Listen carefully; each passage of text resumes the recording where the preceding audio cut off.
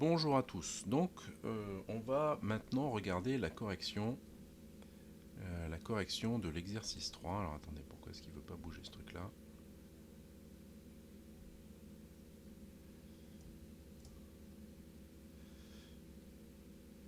Voilà. Attends, je vais le monter un peu plus haut. Donc, la correction de l'exercice 3. Ici, on va parler d'un capteur de pression. Et donc nous, ce qui nous intéresse, c'est à un moment donné de pouvoir mesurer, de connaître la valeur de la pression au niveau de la mer à 15 degrés qui vaut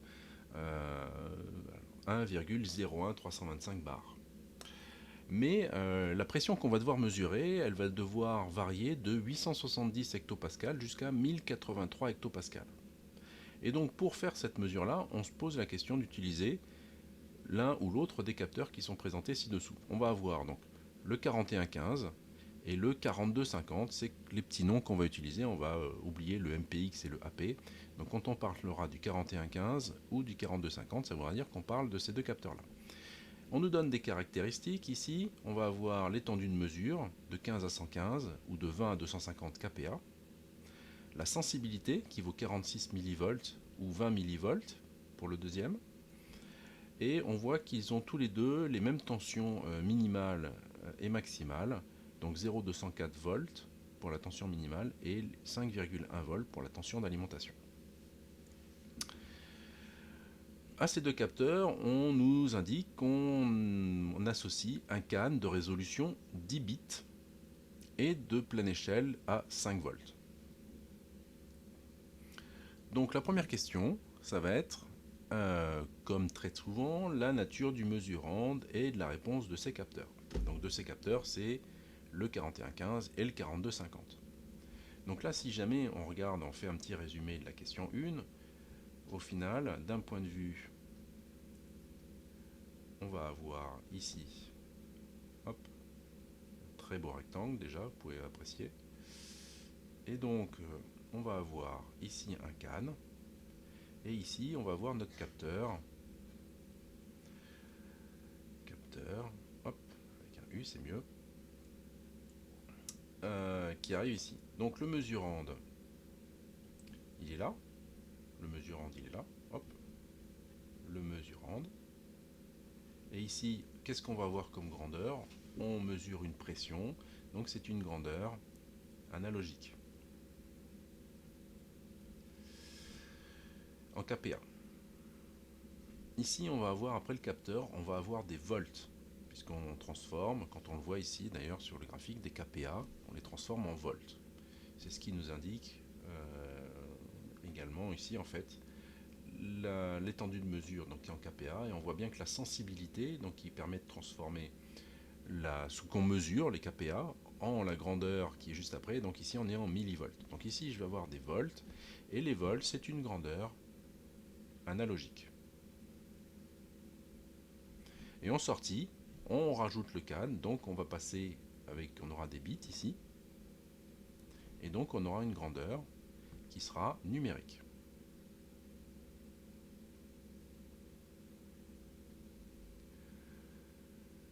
Donc ça c'est pour la première question. Vous pouvez le dessiner comme ça, vous pouvez juste donner la nature du mesurand, 2 points analogique, la nature de la réponse, 2 points analogique, et puis ça ira très bien. Donc ensuite on nous demande, question 2, on nous demande de tracer les courbes caractéristiques de ces capteurs sur un même graphique. Donc là, j'ai déjà préparé ce graphique là, a priori la tension d'alimentation est de 5,1 volts, donc ce sera la tension maxi. On a la tension minimale de mesure, donc 0,204 volts, et là ici on a la sensibilité qu'on aura à chaque fois. Donc on peut déjà tracer la tension mini ici à 0,204. Donc sur le graphique, je prends ici 2 et je trace jusqu'au bout, et donc là ça c'est la pression mini de mesure. Il va falloir que je détermine la pression maxi, parce qu'attention, les 5,1 volts, c'est la tension d'alimentation. Mais là, la tension maximale, c'est pas forcément 5,1 volts. Et c'est là déjà, il y a un petit piège auquel il faut faire attention. On vous dit que la tension minimale, ça va être 0,204. On va avoir une étendue de mesure ici de 100 kPa et une sensibilité de 46. Donc la pression max, ça va être la pression mini, et donc la pression mini fois la sensibilité S du 41,15. Oups, non, c'est un plus ici. Un plus, évidemment. Hop. B plus, c'est un plus, hein. Multiplié par quoi? Par le delta P qu'on peut mesurer. Et donc avec delta P, ici, qui vaut donc 115 kPa, moins 15 kPa, qui vaut 100 kPa. Donc maintenant, quand je remplace, ma pression mini, donc d'ailleurs c'est pas, je dis des bêtises, allez, voilà, c'est la tension. Mon Vmax, c'est mon V mini, donc ici c'est 0,204. Ma sensibilité c'est 46 mV par kPa, donc 0,046, parce que je vais passer en volts. Là ici j'ai des volts, donc il me faut aussi des volts ici, fois 100, les 100 kPa du delta. Et j'obtiens, alors là je l'ai fait à la calculatrice, 4,804 volts. Je le fais pour, donc là ici c'est le Vmax du 41,15. Et donc je vais faire le Vmax du 42,50, 42,50 max. Ça va être la même formule, ça va être le V du 42,50 mini plus la sensibilité du 42,50 fois le delta P du 42,50. Et donc là ici, avec le delta P du 42,50 qui est égal à lui à 250 moins 20, donc ça me fait 230 kPa. Donc je remplace 0,204, la tension mini, plus ma sensibilité qui est à 20 mV, donc 0,02, fois 230. Et là, je fais mon petit calcul, 204, 204 plus 0,02 fois 230. Et je trouve exactement le même résultat, mais au moins j'ai vérifié, 4,804 volts. Ce qui va me permettre de dessiner donc les 4,8, donc là on va arrondir, hein, 4,8, ici, hop, de là jusqu'à ici, j'ai ici ma pression max, d'ailleurs là aussi c'est pareil, j'ai écrit pression, c'est pas une pression, c'est ma tension mini, et là aussi pareil, ma tension max.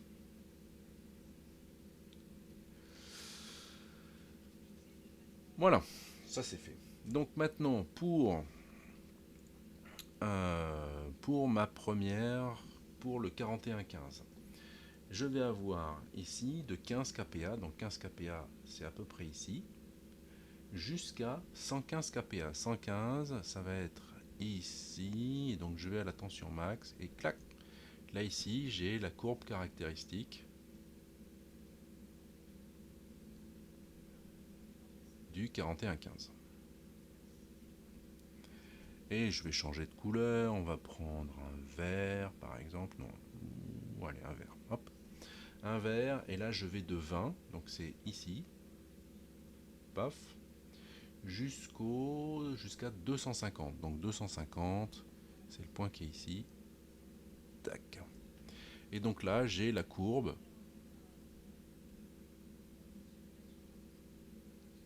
du 42,50. Donc voilà, c'est ici, avec ça, on a répondu à la question 2. Et là, il ne fallait pas se tromper, c'est sur le calcul de ce Vmax.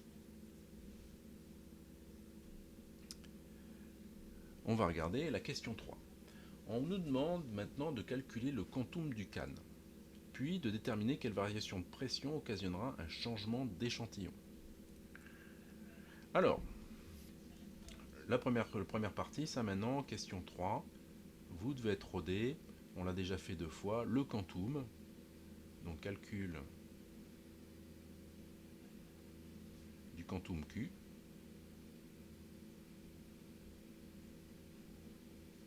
Et donc le quantum Q, on nous donne que c'est la pleine échelle divisée par 2 puissance n, la résolution. Donc la pleine échelle, elle est donnée, 5 volts. Donc on peut remplacer, est égal à 5 volts, et la résolution, c'est 10 bits, c'est 2 puissance 10. Et là on obtient, alors là je fais ça 2 têtes, oups, 2 têtes, environ 4,883 millivolts par bit. Alors maintenant, on nous demande ensuite de calculer donc la variation de pression pour un bit. Alors si jamais, j'aime bien refaire le présenter comme ça, c'est qu'en fait, on va avoir, si jamais on regarde, hop, j'ai ma pression qui est ici, j'ai ma tension qui est là, et en fait, cette échelle de tension, je peux très bien lui mettre une valeur en bits. Et donc, ici, j'ai ma pleine échelle, donc 5 volts, donc ça va de 0 à 5 volts, donc à 0 volts ici, je vais avoir 10 fois un 0. Et à 5 volts, ici, si jamais je regarde sur l'échelle pour les bits, j'aurai 10, 1. Donc c'est comme ça qu'il faut le comprendre. Donc maintenant, ce qu'on veut, c'est qu'entre deux, donc là je grossis un petit peu, mais entre quelque chose, voilà, ça se finit par 0 et le juste après le 1, ici j'ai un quantum, j'ai un écart de 1 quantum, et donc c'est ici quelle va être la tension, et sur mes courbes caractéristiques, donc je les retrace, hop, et hop là, ce que je vais vouloir voir, c'est quelle est la variation de pression équivalente pour ce quantum là. Donc ici je vais le noter PQ, donc la pression pour un quantum pour le 4115, et la variation de pression pour un quantum pour le 4250. Alors voyons voir un tout petit peu comment on fait ça. Là en fait ici, ce qu'il va falloir voir, c'est que la pente, voilà, ce qui va changer, c'est que la pente que j'ai là, au final, c'est la sensibilité. Et donc on va se retrouver avec le PQ qui va être égal au quantum divisé par la sensibilité du 4115. Donc ici je suis sur le 4115. Hop, le quantum du 4115. Quand on regarde juste d'un point de vue unité, on va se rendre compte qu'on a quoi? Le quantum, c'est des millivolts par bit.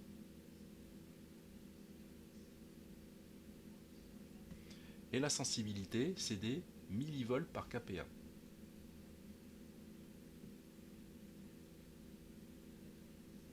Donc quand on regarde, les millivolts ici, quand on divise cette unité-là par celle-ci, les millivolts vont partir, les bits vont descendre, les kPa vont monter, donc on va se retrouver avec des kPa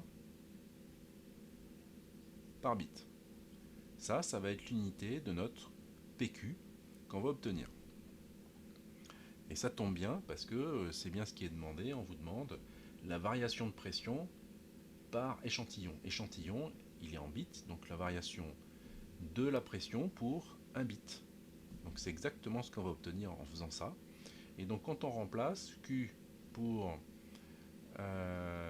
donc le quantum ici pour le CAN, il est de 41,883, 4,883, et on va le diviser par la sensibilité du 4115. Donc là le Q ça va être le même pour les deux puisqu'on utilise le même CAN.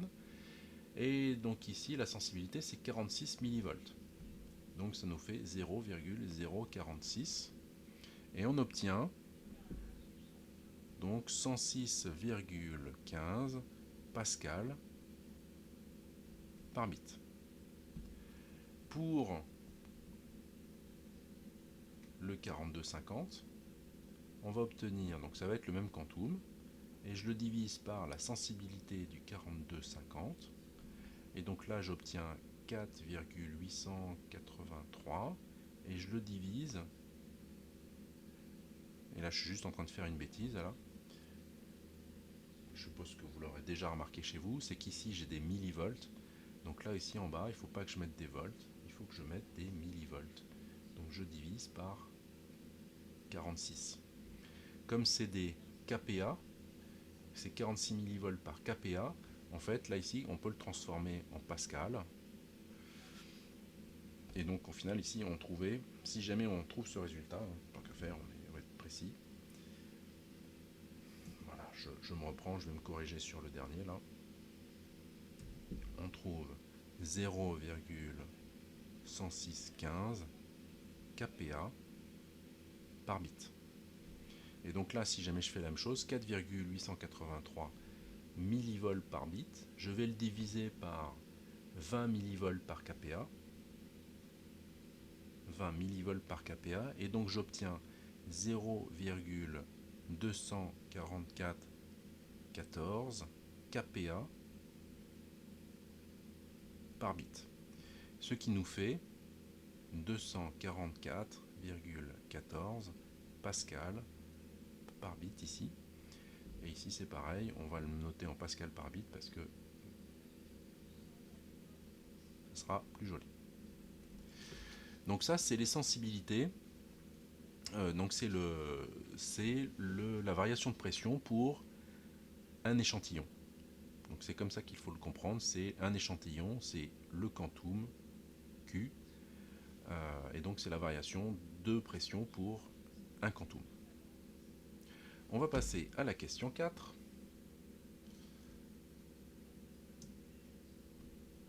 Question 4. La question 4, déterminez le capteur le plus adapté à la mesure effectuée et justifiez votre réponse. Donc là, quand on regarde, on va regarder ce qu'on veut mesurer. On va le tracer sur le graphique. Ce qu'on voudrait mesurer, hop, je vais le tracer en rouge, c'est une pression qui va de 870 hectopascales. Donc quand on regarde 870 hectopascales, ça fait 87 kPa.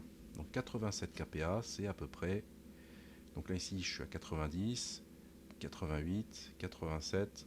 Hop, je suis là. Et je remonte bien. Voilà, c'est à peu près ici. Pour les deux. Et le maximum, c'est 108,3 kPa. Donc 108,3, ça va être ici. Voilà, donc on se rend bien compte que les deux capteurs ici, ils vont être capables de me fournir des données, en tout cas des valeurs, dans les deux cas. Donc les deux capteurs pourraient marcher. On va le noter. Donc pour les pressions,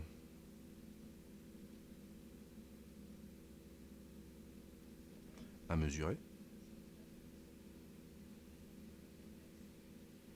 virgule, les deux capteurs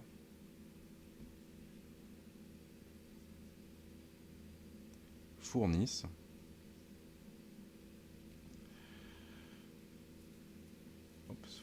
des valeurs.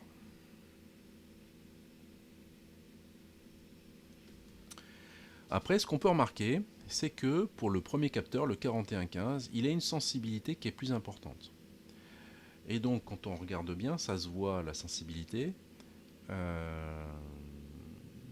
Ça se voit ici, 46 millivolts par kPa.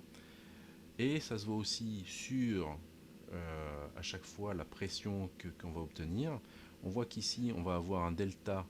Donc pour un bit on aura un delta de 100 pascal. Et pour celui-là on aura un delta de 244 pascal. Donc en final le 4115 est plus précis.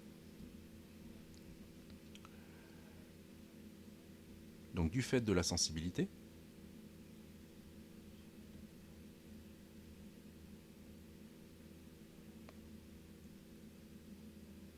Sensibilité plus élevée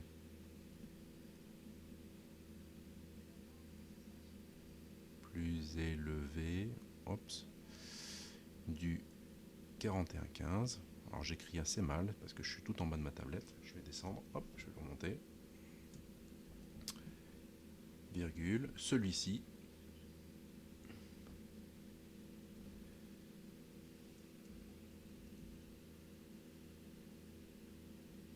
sera préféré au 4250.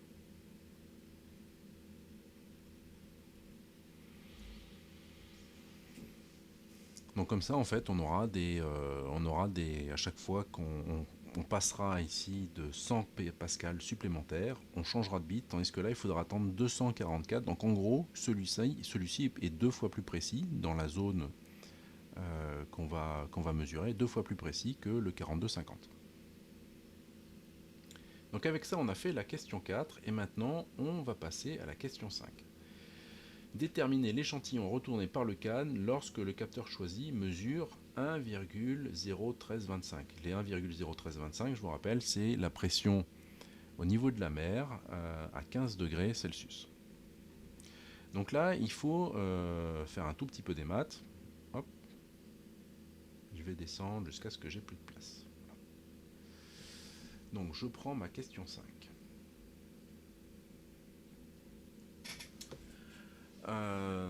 On va avoir en fait, donc pour chaque capteur, on va en fait pas pour chaque capteur, on va regarder pour le 4115.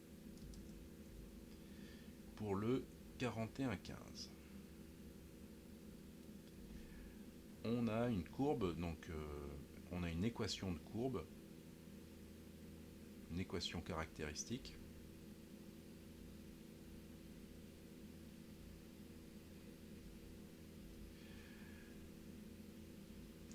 En fait, on a donc une tension qui varie en fonction de la pression, qui est égale, donc c'est une fonction, c'est une droite, hein, donc c'est un AX plus B, ou AP plutôt parce que c'est de la pression, plus B. Et donc avec notre A, c'est la sensibilité,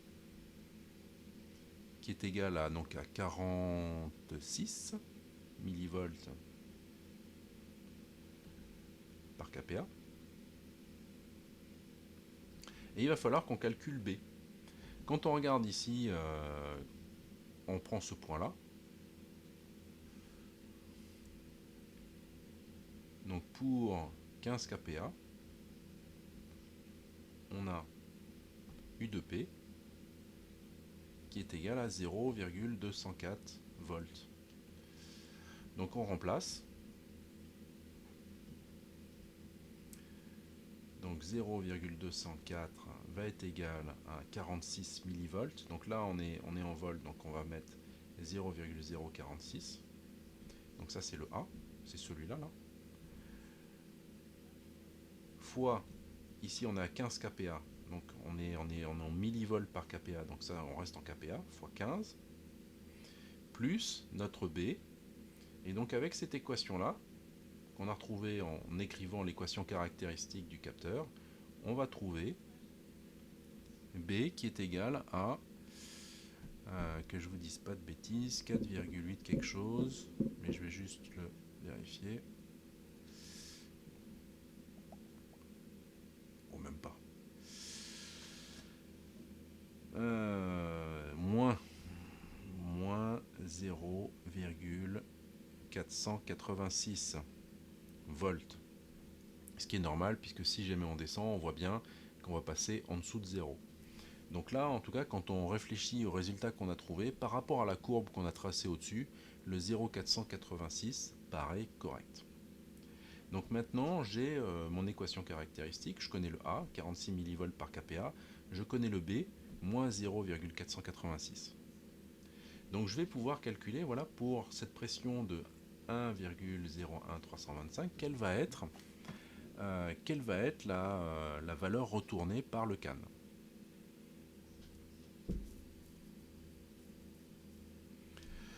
Donc quand on regarde, il faut déjà transformer ça en kPa. Donc on nous demande, on nous donne une pression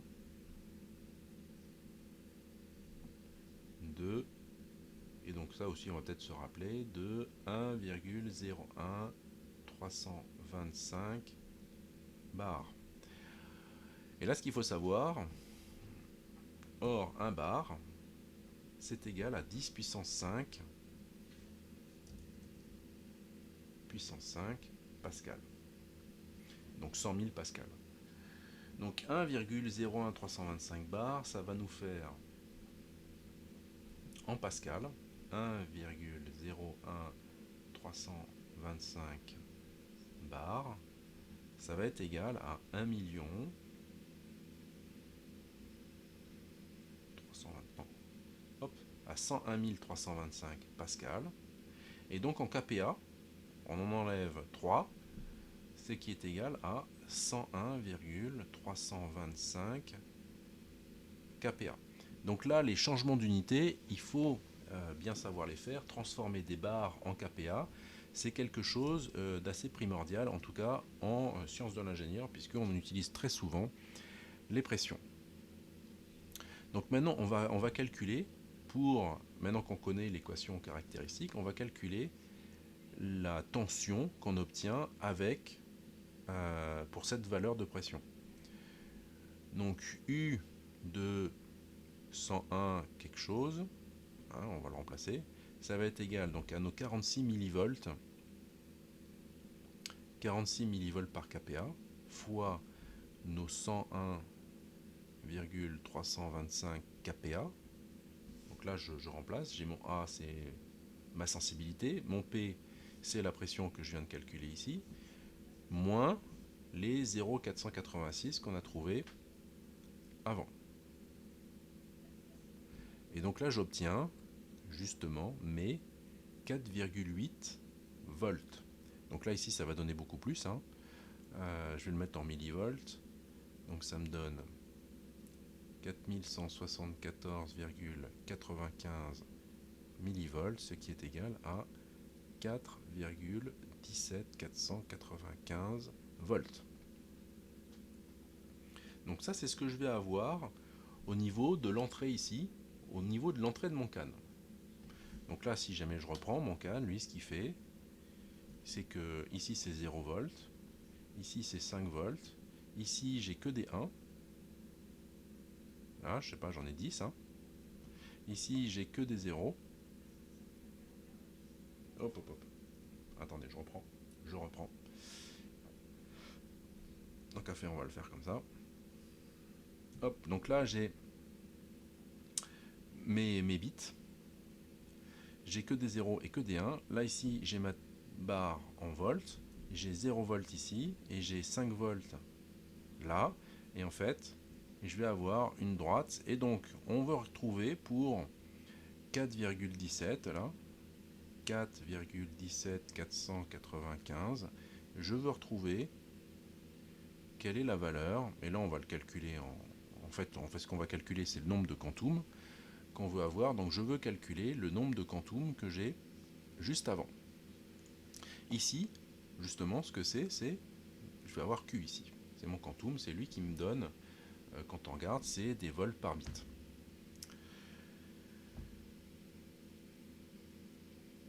Donc, pour trouver la valeur de l'échantillon, ce qu'il va falloir que je fasse, je vais trouver ma valeur, là, U de 101, quelque chose, ou je sais pas, voilà, U de la pression atmosphérique, et je vais le diviser par le nombre de Q, par le nombre de quantum.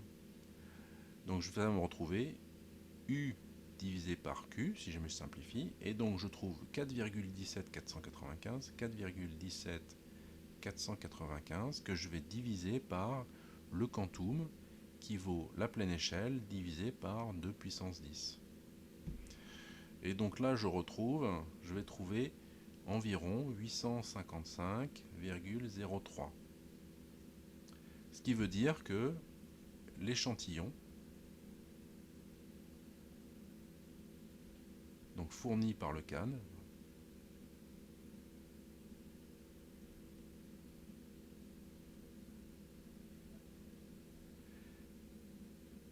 sera U égale à 855, puisqu'il nous faut une valeur entière.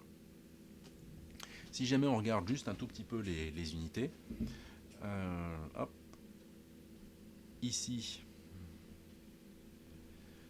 j'ai des volts, et ici j'ai des Q, en fait c'est des volts par bit. Je suis là, j'ai des volts divisés